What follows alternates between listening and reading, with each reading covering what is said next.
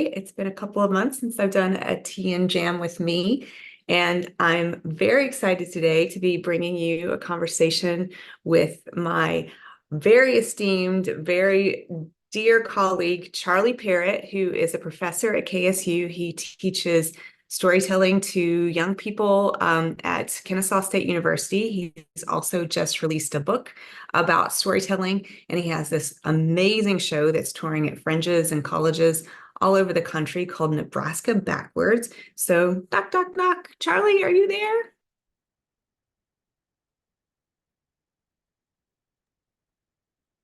Hey, Charlie, welcome. Oh, you're on mute. Hello. Hello, how are you? Where are you calling in from today? I'm in my office at Kennesaw State University. I thought I'd come up here, look very academic and stuff like that. Indeed. Well, I was on a college campus for about 10 or 11 years, so I definitely know that life. And are you drinking tea today? No, I'm having a oat milk latte. Ah, well, cheers to that. I'm actually not having tea today either. I'm having my cold brewed decaf coffee. So Yeah, we'll change it up a little bit. And it that's is all right. Mhm. Well, thank you so much for having me. Enjoying the break and the heat today for sure. Yeah, and thank you so much for having me. I Yeah, really appreciate it. absolutely. It's exciting.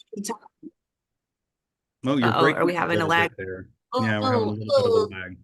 yucks.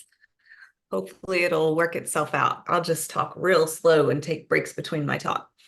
Um, so um, so many things I want to talk to you about. So just so folks know who are listening in, in case this is the first time that you have enjoyed one of our my tea and jam conversations, I'm working on a full length show called "I'm a Little Teapot," and that's why these conversations are called Tea and Jam with me. And I've been having conversations with Charlie about the show, and I just thought, well, this would be a great time to bring him on because he is a well-established storyteller and story coach, and I want to learn about his process. So, Charlie, let's start at the beginning. As Maria Von Trapp says, that's a very good place to start. Tell us, where were you born? Where did you grow up? How did your story begin? Um, that's a great question. Thank you for having me. As I say, it's a pleasure to talk about storytelling anytime, anywhere, even here in the virtual world. To answer your question, I grew up in Nebraska and I grew up on a farm. And a lot of people in that situation would find themselves following in their family footsteps. And I immediately knew that it was not for me. And I needed to find something else to be good at and to do. So that's sort of one piece of the puzzle. Another piece of the puzzle is that I grew up in a place where, and in a family where people were telling stories a lot about the past, about other family members, that kind of thing, or even just what happened that day, because there's always a lot of interesting events that happen on a farm. And honestly, as you know, as a storyteller, everything's interesting if you find a good way to tell it, right? And so there were a lot of sort of raconteurs in my life and strange characters in my life growing up on the farm. And I was always drawn to that.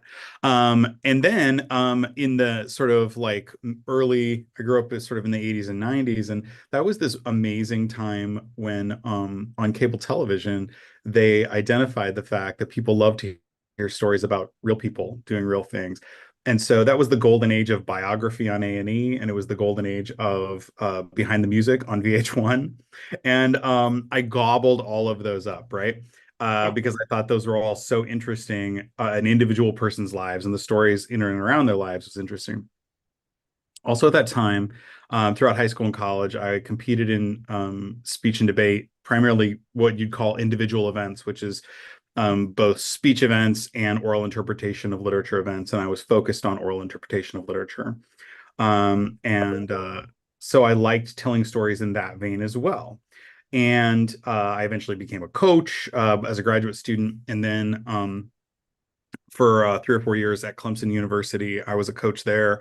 And then I went back and got my PhD in something called performance studies, which I then learned was this medium through which it's a multifaceted discipline that has all these different kinds of parts and different things that they study. But one of the things that can be is the idea of personal narrative as a way of knowing, as a way of entering into sort of cultural knowledge, rather than, say, doing survey research or quantitative research. And I found that to be really fascinating. Also, it fit with my existing skill set, which I already was, comfortable standing in front of an audience by myself due to all that time and experience doing forensics. And so all of those things came together. And when I got hired at KSU, I was hired to teach storytelling in part and also to direct a storytelling troupe. And I was sort of like, what does that mean? And they're like, we don't really know. And one of my former students is a person named Magid Rushdie, and he's now the education director at Dad's Garage. But he was one of the first people I recruited, and we always sort of joke about how I went up to him. I said, "You should join the KSU Tellers," and he said, "What's that?" And I was like, "I don't know," and we're gonna figure it out. And so that was many years ago now, and since then we've sort of developed. We do all kinds of different stories, but we've really developed personal storytelling as a mode of performance. So all of those sort of parts of me come together to make in a way that makes sense to me anyway. That helps me arrive here. I think, something else I want to say about growing up on a farm too is that there's an enormous amount of time, and this is again in the 80s when there's like not the internet and we didn't really have cable and stuff. And you have a lot of time to just daydream and sit around and think about stuff. And to put in your 10,000 hours of just making things up in your head. And so I think that was really crucial that I was in that space where there was nothing else to draw my attention in some ways. I didn't have neighbors. I didn't have other kids to play with in a neighborhood or something like that.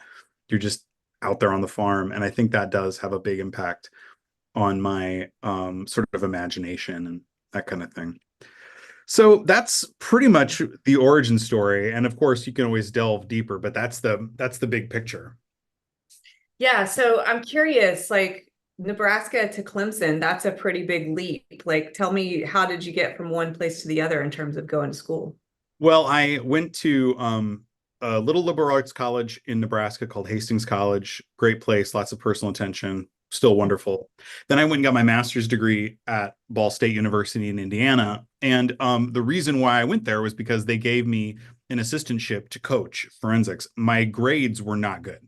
And were probably not good enough to get into graduate school, apart from the fact that their coach was like, this person has some value as a coach. So I did that. And then I made some acquaintances and knew some folks. And one of those people was leaving their job at Clemson. And they're like, you should apply for this job. And so I did, and I got it. So I've been very lucky in many ways and have had those advantages of people sort of taking chances on me when arguably I didn't deserve it. Because I didn't have good grades as an undergrad, and there was no clear evidence why I should have that job at Clemson, other than I was game and excited to do it and willing to do it and willing to move there. And so I've been very, very lucky in that way, and in a lot of different ways. Yeah.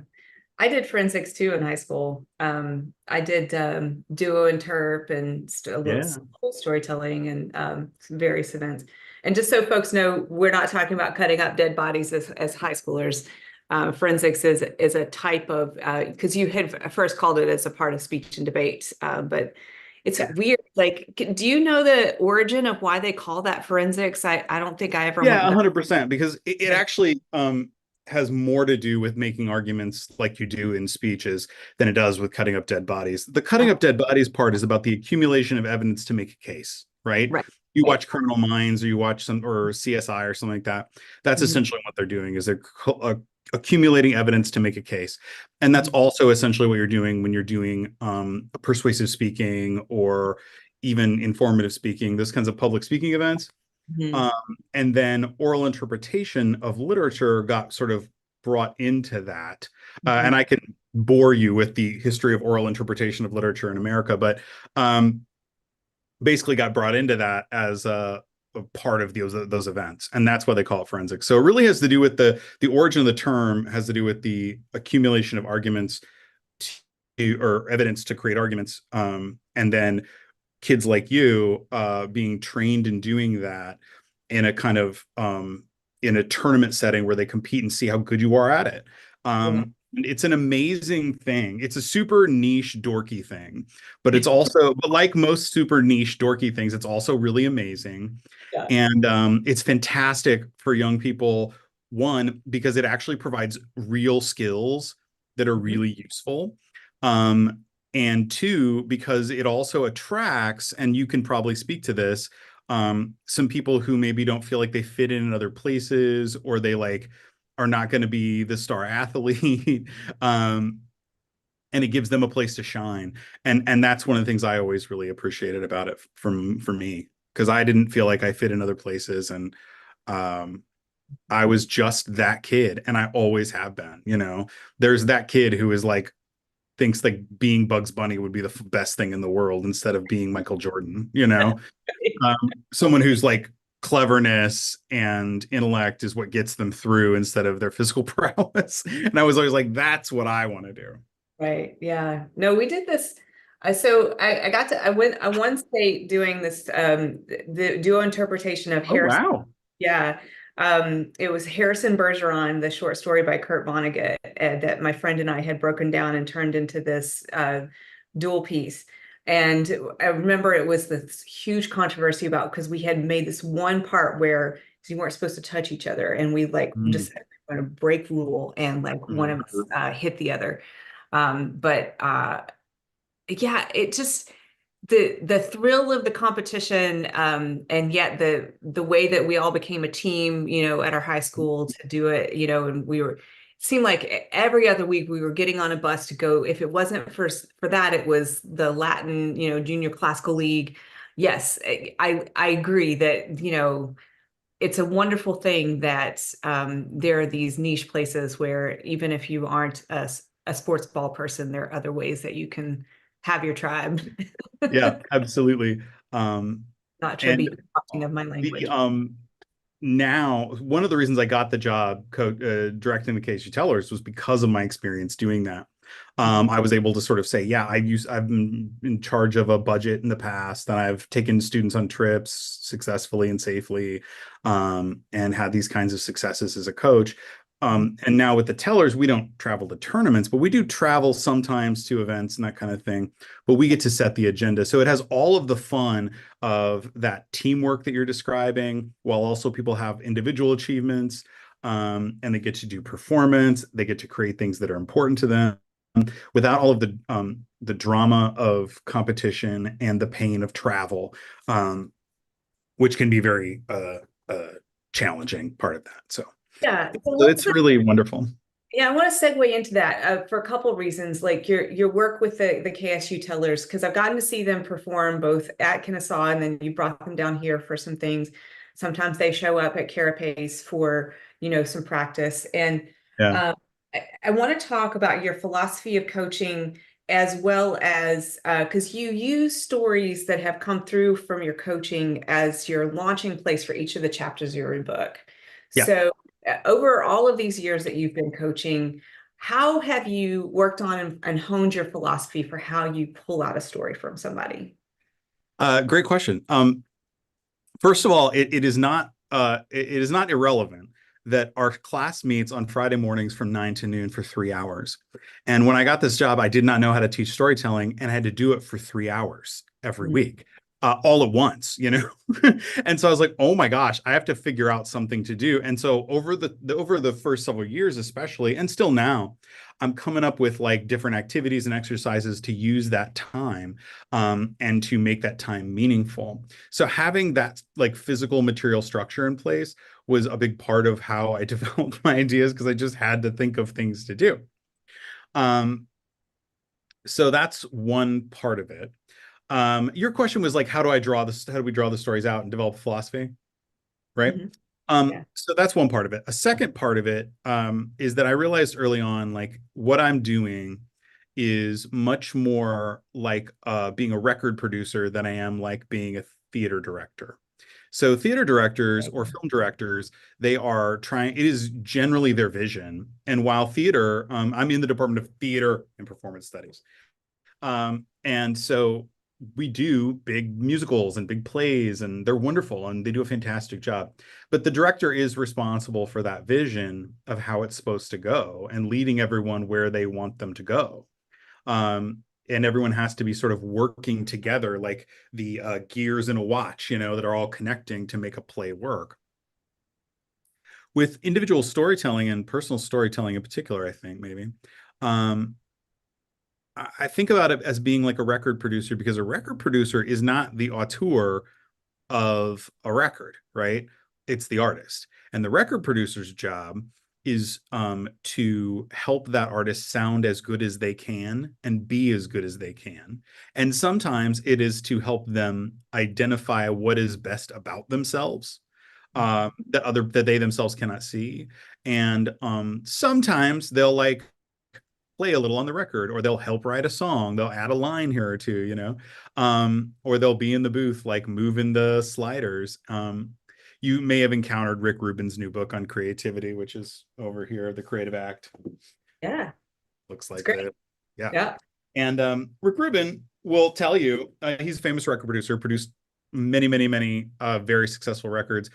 And there's a kind of famous clip of an interview that he does with Anderson Cooper, where Anderson Cooper's like, you don't play any instruments. He's like, no. He's like, he's like, not really. He's like, you don't run the board when they're in the studio. He's like, nope. He's like, you don't read music. He's like, no. And he's like, what do they pay you for, Rick? And he's like, well, they pay me for my taste and my ability to articulate my taste. Mm. And I feel like that's a very sort of good way to encapsulate part of what I'm doing with them, is being able to spot things as they're talking to me and say, that is good. That's interesting. And that's more interesting than you think. It doesn't seem interesting to you because you're you and it's your story and that's just your life. But to an outside person, it's very interesting.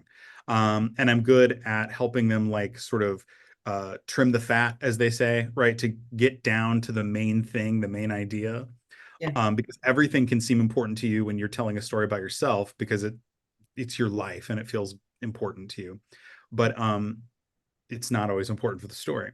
So that's really what it's about. It's about figuring out what is interesting about a student, and getting a hold of that and staging that. So one of the examples I use in talking about this, and I don't remember if it's in the book or not, but I had a student named Robin a couple semesters ago, and Robin was self-identified as being on the autism spectrum and sort of gender nonconforming person. And Robin was so is so smart.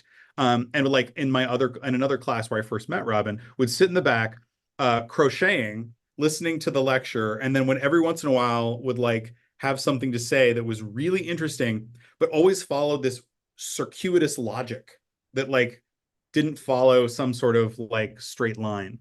And I don't know how other people encountered that with that person. I was like, this is just fascinating. And so when we got to working together in Tellers, I was like, Robin, this is part of what I see about you. And Robin was like, yep, that's correct. That is how my brain works. And I was like, that is not something we need to fix. I was like, let's just figure out how to do it on purpose, you know? So Robin crafted this story that really, I don't want to say it wasn't about anything, but it really kind of wasn't in a way. It was just sort of an interesting tale of something that had happened to them. Um, it wasn't like a life-shaking moment, but the purpose really was about the structure. It's Mhm. about how we got there and this strange circuitous view of the world that Robin had. And it was so funny and so charming and so engaging and visceral, and also didn't follow a really traditional structure.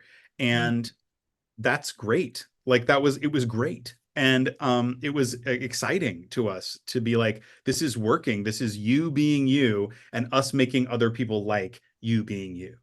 Yeah. And so if we can find ways to do that, it's so exciting. And it's really exciting, especially with students who maybe are a little bit reticent at first, or feel like they are haven't always been the center of attention, or have been misunderstood over the years. When I can meet those people and figure them, talk to them and find out what's interesting about them, it's like it's so fun and Mm. so wonderful. So that's a big part of my philosophy, is thinking about it as a record producer, saying, here's the artist, the story is the song. How do I make this sound as good as it can be? Yeah. Yeah. I love that. So it's just about like coaxing it out of them, or just like highlighting it. It's like giving it spice so that the flavor comes out or something.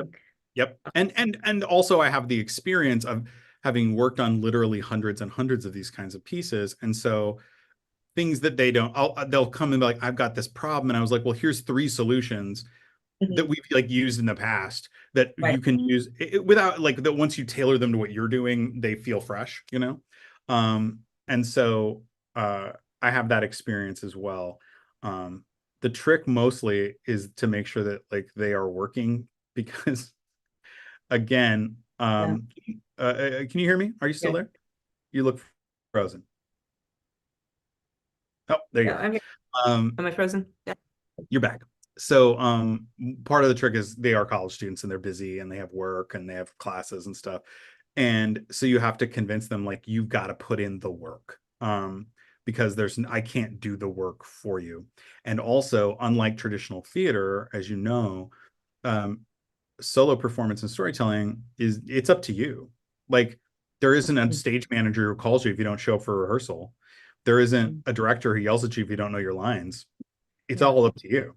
And that's part of what I love about it and part of what makes it challenging. Yeah. Yeah.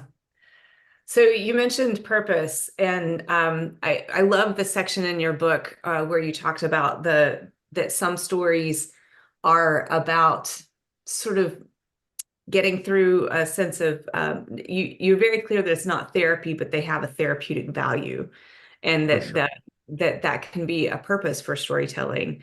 And purpose is actually one of the four tenets of my project: purpose, power, passion, and possibility. Cool. Um, I'm curious, what do you feel like your purpose for storytelling is? Does it change as you're doing it? Like, what is your sort of like core mission for the? My own personal work Mhm. or my work with students. Ooh, Those are choose different things. yes. Okay. How do you want to answer that today? I'll say with students, it is like I said, to help them have great Mhm. moments as in performance where they feel like they're crushing it and everyone's loving what they're doing. Mhm. And also to help them learn skills that like are useful to them, and a style and a, a rhythm and all that kind of good stuff. A lot of times this has been sort of a theme today in our conversation, this idea of like people who don't easily fit clearly into boxes. Mhm. We love students who are like that, and I've worked, for instance, with several students who I self-identify as being transgender. And there's a lot of confusion in the general public about that, or misunderstanding about that. And those folks often remain sort of hypervigilant in some ways because they don't feel like they're entirely safe, right? If you're able to stand up in a room full of people, and where we do our showcases here at KSU is in a black box theater that is like in the 3/4 round, sort of in the thrust.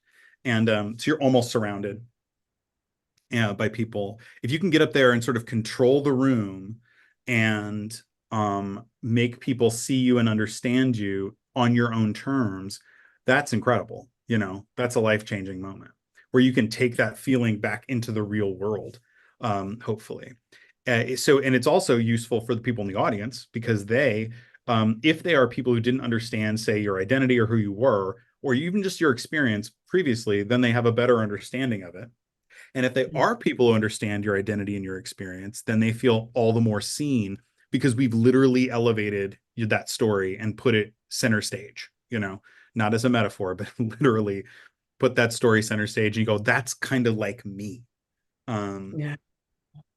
Yeah. so I feel like that's a big part of my philosophy or purpose there. Mhm. Um, in terms of my own work, like my show, Nebraska Backward, I wish I could tell you that I had a clear, like, articulated purpose for that show or the stories that I tell, but I don't start that way. Let's Mm, put it that way. I don't start that way.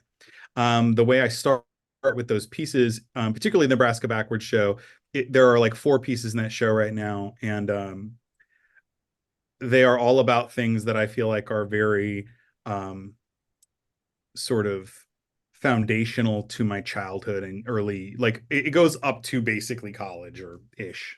mhm, And one of them is actually not even really about me. It's about my grandparents and their marriage and their and that kind of thing, in a way that, but part of the idea is that it's like trying to tease out like how those family experiences or generational experiences get passed on, you know. yeah. Maybe to tell folks a little bit about it. What's your like boilerplate about the show? Um, I usually say that it is a storytelling. It's a solo mixtape of sort of sad stories about growing up on the Great Plains, and that's all I usually say because Okay. they're connected insofar as they are all about me and my family. They're connected insofar as like different characters reappear at different times and at different stages in their lives. Um, and it's connected in terms of place, Mhm, in terms of all of it taking place in Nebraska, where I grew up. And they're connected in that way. For my own work, I try not to be too prescriptive about how you're invited to make sense of it, so mhm. as to not foreclose other interpretive possibilities, right? So if Yeah. I'm too clear about like, first of all, from an artistic perspective, you don't want to be, in my opinion, you don't want to be like too heavy-handed about what you're supposed to be getting out of something. Mhm, Now, if you go to like a Hollywood movie, if you go see like a superhero movie, they're going to be very heavy-handed about the message, and that's fine. That's what that's supposed to be, and it's supposed to be for a massive audience. But when you're trying to do something that is a little more artistically rather than commercially motivated, I think that it is desirable to try and leaves a lot of space for audiences to make sense of it in the way that makes sense to them, because it will mean more to them. mhm, And if you're overly prescriptive about what it's supposed to mean, then uh, it won't be mean as much to them. The 4 pieces that comprise that show are all, like I say, they're about sort of cornerstone things of my childhood. Um, and some of them are serious, some of them less so. Like one of them is about how I loved reading comics as a kid, and I still read comic books, and there's something in me that is about that, you know, that is connected to that. yeah. Um, and I did most of those pieces independent of one another for different reasons. And then when you sit down and look at them, you go, oh, these could all be put in order and just tweaked a little bit. And then they're an evening, right? It's like 50 minutes. And so that's how that came together. It doesn't, because I'm an academic, I'm gonna, you know, I'm working on writing an essay that is going to accompany this piece, and then I'm going to publish the script in a journal along with the essay. And um, there's kind of an expectation that you're going to say, and here's why they're doing this, and here's what it's all about. And I'm very resistant to doing that because like I said, I don't want to foreclose the possibility of interpretation from different people in different ways. When I do the show, inevitably, there are um, older people, like grown up adults, and then also I do it a lot at colleges and universities, and there'll be like young people who all come up to me and want to tell me about their experiences and about the ways in which their stories relate. People that are 35 years apart, right? People that are 20 years younger than me or Yeah. more, you know? And so, and didn't grow up in the 80s and 90s and didn't grow up on a farm, didn't grow up in Nebraska, but it is recognizable to them as being connected to their experience. And I find that to be just fantastic. I like it, especially sometimes it's dudes. Like if you can have a college dude have a feeling and then stand around and wait after the show to tell you about the feeling they had, wow, right? Yeah. Like because those people are usually pretty taciturn and like not willing to have a feeling in public. And I think that's another theme of the other pieces I've done and this show. It's also a sort of undercurrent or theme always in my work has to do with like sort of masculinity. Um, my desire to meet the expectations of conventional masculinity, and then also how that kind of also repels me simultaneously, like sort of hyper masculinity or that sort of retrograde perspective on men's roles is not something I'm excited about replicating, but also something I like really want to, be able to do effectively, because like historically in my life that wasn't the case. So like when I do the show, like I sort of it's not a costume, but I always wear like cowboy boots and a Western shirt in this sort of like very kind of conventionally masculine approach, So while it's like also coach. simultaneously having feelings that are not always associated with masculinity on stage. Uh-huh. So you're like code shifting. A little bit, or code smashing, Uh, where you're like being yourself, but you're doing it in a way that makes sense to the receiver and the mhm. audience. Yeah. So I think there's Interesting. some value in that, of being able to have a man on stage. I'm a straight, white, cisgendered, middle-aged dad, Mhm. and I don't presume to desire even to take up a bunch of the bandwidth or space in performance communities and spaces. I think that story's been told a bit. It is, however, possible that perhaps we've come almost full circle to the point where sort of really regular stories about a regular straight McWhite dad um, are not as visible as they once were, perhaps, in such a way that, like, I think men's inability to talk about their feelings is a global problem and at the root of so many of our American problems as well. Yeah. Really, like if you could just like have a regular feeling and not take it out on somebody else through anger or pent up frustration, we'd be a lot better off as a culture. And so if I can model that, that would be great. Yeah. Yeah. But I totally hear you about this way that stories bring out these connections that you never would have expected in such amazing ways. When I headlined at the storytelling festival that what is now Georgia Storytelling Network used to have in a bigger footprint. Now it's, post COVID, one day, and it used to be 3 days. Mhm. Um, I told a story about how we have this thing that happened in our family where one family member stole the lake house from the other family member, and I, I was Drama. I was stunned by how many people came up to me afterward and said that, some version of that exact thing had happened in their family and how it had just caused rippling waves of, Sturm and Drang in their family. Totally, totally. I often use the phrase ordinary American moments too in talking about this show, Mhm. which is to say that, like, if you listen to The Moth, for instance, not every time, but a lot of times you'll have these people have like an extraordinary story, but it's kind of just the one, right? Yeah. It's like something incredible happened to them, and that's the thing. None of these things are incredible, really. Yeah. I had struggled getting along with my dad.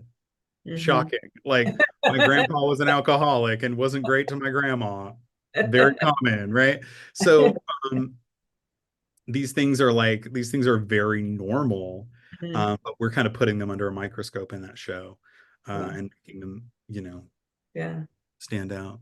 Yeah.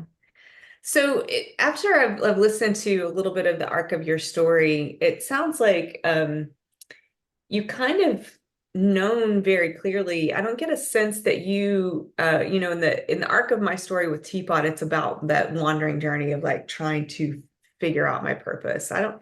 not hearing that you had too much of a wandering journey in that way. Like, you kind of like first started the right and straight on to morning? Like, did you have a Um, dark soul, dark night of the soul with what am I going to do? oh, like every week. My dark night of the soul is not about what to do. It's my dark nights of the soul, or my ongoing lifelong uh square dance with depression and anxiety. um no, you're right. I mean, I think that I've always kind of circled around similar kinds of things. Mhm. Um Certainly when I was in graduate school, I was very interested in performance art. The sort of very strange aesthetic experiences that you create through performance. I was also very interested in like continental phenomenology and philosophy as a lens or method for thinking through aesthetic experience. That's one way of thinking about performance studies in the communication studies tradition, is that it is thinking about the aesthetic dimensions of communication, which most communication scholarship kind of ignores. Mhm. And so I became very interested in that. Ultimately, my the thing that gets me most excited, I discovered, is really working with students, helping them find find their way. And that's what I was doing when I was coaching forensics. That's what I'm doing coaching storytelling. It's what teaching's kind of all about. And so I sort of, and then also when I started here at KSU, we don't have a graduate program or anything. So the idea of talking about the really esoteric parts of performance art and continental philosophy just was not useful. You know, like undergrads, they just don't, you can't even ask them to read, Mm. you know, Merleau-Ponty or Derrida or Heidegger or something like that. It's a bad idea. And so those ideas still like influence and inflect my work. But no, you're right. Like I've never um, uh, varied from the general path, right, of thinking about performance. And I think that I feel very lucky and to do that because I get to sit around and think about the thing that I like the most all the time. Mm. And most people's jobs are not like that. Mm. And I feel very grateful for that. Very lucky. I'm never done thinking about like how do people make sense of and interpret texts, whether Mm. that be music or literature or films. I'm never done thinking about how can you put words together in a way that captures a very specific experience that crystallizes it for the audience. And they go, that's it right there, you know, got it. I'm never tired of that. I never get tired of that. And that's what I get to do all the time.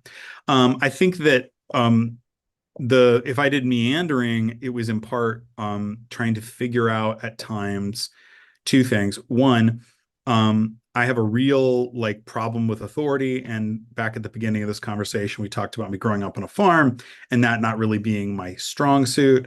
That was visible to everyone and made clear to me. Let's put it that way. And so like that has like embedded in me a lifelong distaste for authority, but as a professor, I'm an authority figure. And then also now, as I've been doing this for long enough, I'm at the university and in my department, sort of easing towards elder statesperson like territory. I'm no longer the young person. And so I've often like wrestled with my role as an authority figure. Um, and then also I've wrestled with like I had a desire to be successful, not because I'm like a person who chases success, but you know, in academia, you need to be able to get tenure so that you can keep your job. And the more successes you can sort of mark or identify, that will lead you to another opportunity to get to do another cool thing like this, right? And so if I hadn't done X, Y, and Z and written a book, then I probably wouldn't be here talking to you and all these folks on YouTube. So, which are fun things to do. So, I did struggle, and I have struggled at times with like, and especially the beginning. How do I figure out what I will do to be successful or to make my own space in Mm. academia? Um, and a lot of that has just been a commitment to this simple idea about like telling stories and then also a persistence to do it and do it and do it and do it and do it and do it and do it. And I believe that also comes from growing up on a farm that is about persistence. You get up and do work every day. You have to go feed animals every day. You don't get days off. It's not like that. Also people that like grew up or like were born, and this is like people way before me, but like, you know, the people that like the pioneers that settled the plains in Nebraska and Iowa. There's no trees there.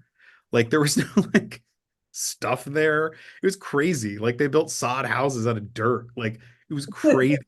And like the persistence that is required of that kind of person and the persistence that is required of people growing up in a working class environment like I did, and the persistence of people who are doing manual labor every day, like all the people around me were, um, that was, I think, embedded in me in a very central way that was like, you just don't quit, even if it's hard. And in fact, you should expect that it's going to be hard, and that's probably all you deserve.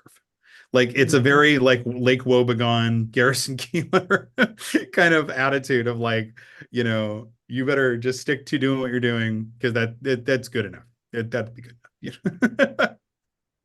It's funny because I was sitting here, usually about this point in the conversation is when I ask a person to tell me a story, and either from the four P's, um, and I think you kind of just told me a story about power in terms of like how you're sort of like finding your way through the academic structure or have, Mm.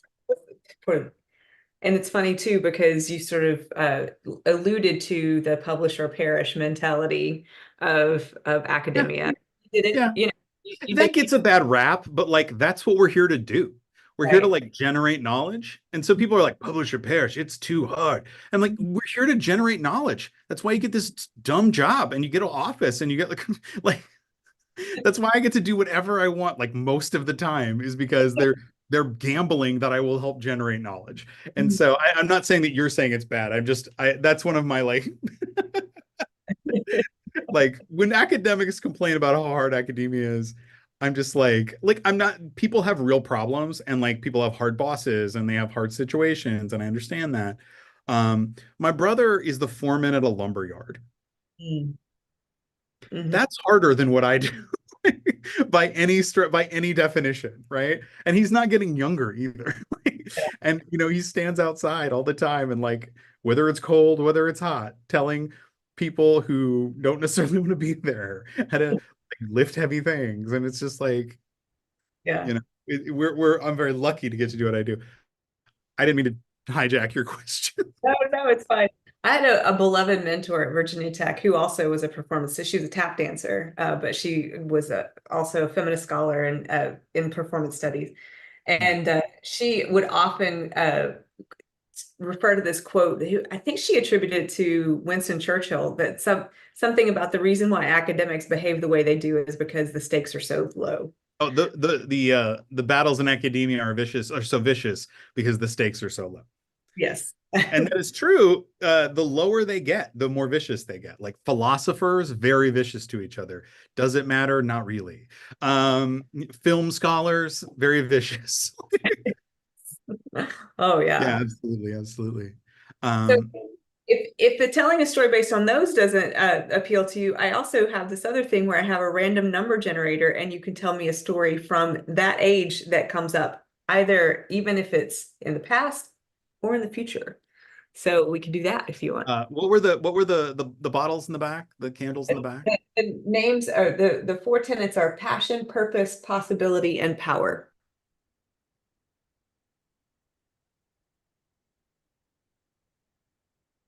Um, I hadn't prepared anything.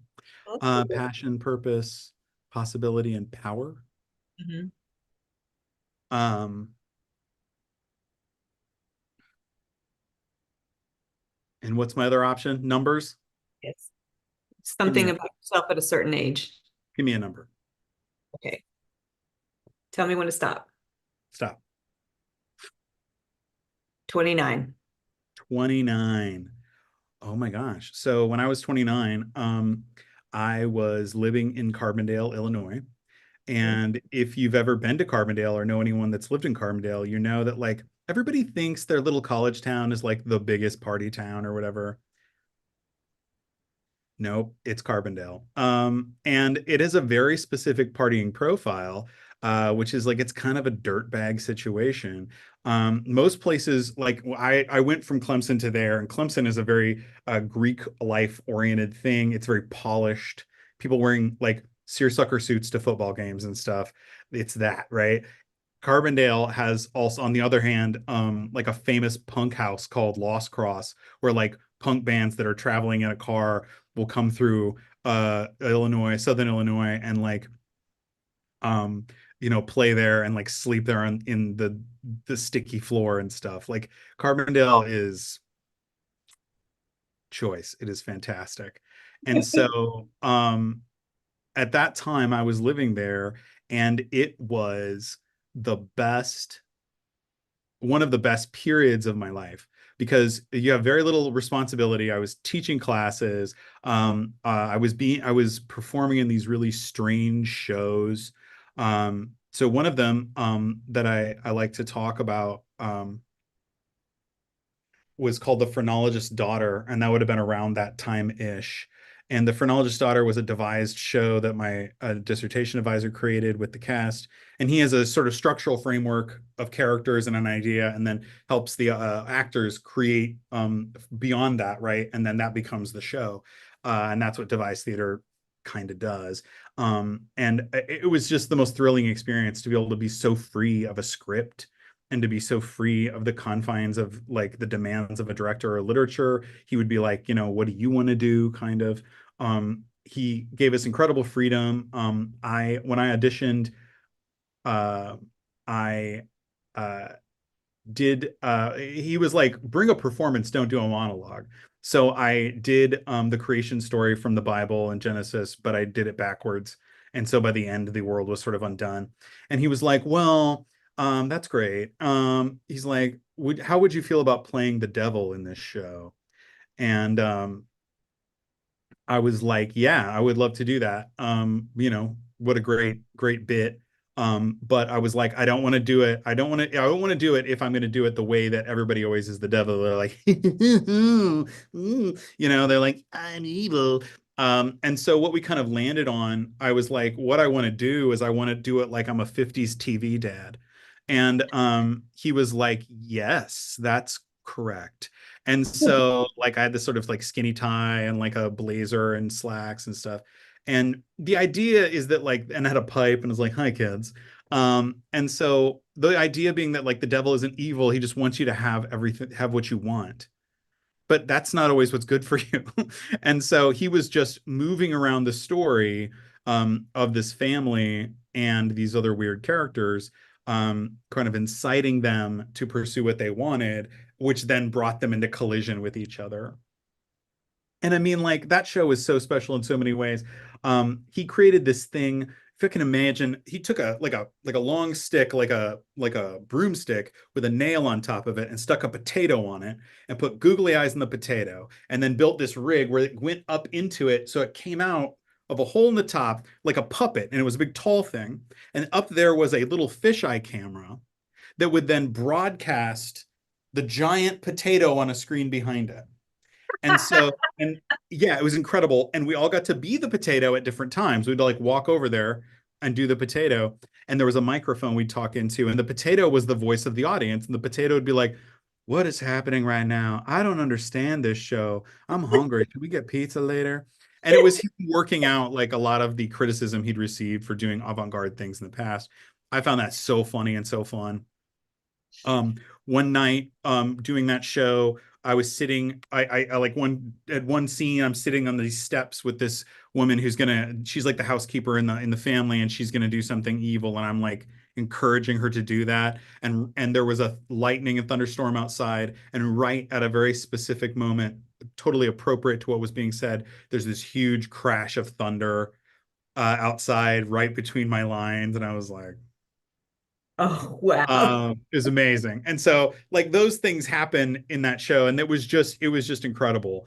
Um, and I thought I was going to keep doing avant-garde things like that. And I've done some things that are sort of in that direction over the years. Uh, but what I discovered was that I tried and tried and tried to do that. What I discovered is that's not really who I am. Like who I really am is more meat and potatoes. Who I really am is like, I talk about this Nebraska Backward show as being almost like sad country songs, which are like not unsophisticated, but not avant-garde, right? They're for regular people to listen to and understand. And so, at 29, when I was doing Phrenologist's Daughter, that kind of thing in that kind of era, I got to have this wonderful part of life where I could slip into this avant-garde set of clothes and do oddball, strange things in a way that I never will again. And I cherished that time. Oh, what a beautiful story. Thank you so much. Yeah. Um, so as you know, my show, I'm a Little Teapot, is set at not too much earlier in my phase of life than what you're talking about. It's in my Mhm. early 20s when I was wandering around, and I really appreciating that notion of sort of like trying on different parts of who we may not be any longer, but like still identifying with that what we Yeah. learn, you know. Yeah. Um, Absolutely. Absolutely. um, I'm curious, what, and I'm hoping this won't be the last conversation we have about the show, but like from what you know, like this as I'm trying to develop this piece about what we do learn about who we are in that Mhm. time of our 20s, around especially how we develop our identity around work. Mhm. What would you want to see in a show like that, both from the perspective of like a crafted a story crafter and as an audience member? Like, what do we need to hear out of a story about that? And what should I be sort of like? Sure. That's a good question.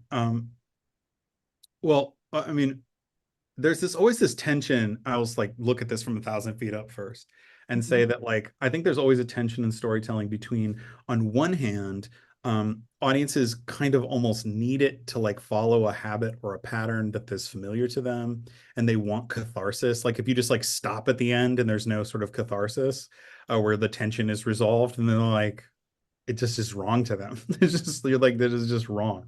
But then on the other hand, I'm a big believer in, the audience doesn't always know what it wants. You know, if you think of like an artist, like, again, I'm thinking about record producers. Think of an artist like, say, Amy Winehouse. When she came out, like nobody was asking for that. Like that wasn't what the market was demanding. It was just something that was very good, you know, or like Adele. It's like it's just very good, and now you are getting it, and it is very, very good.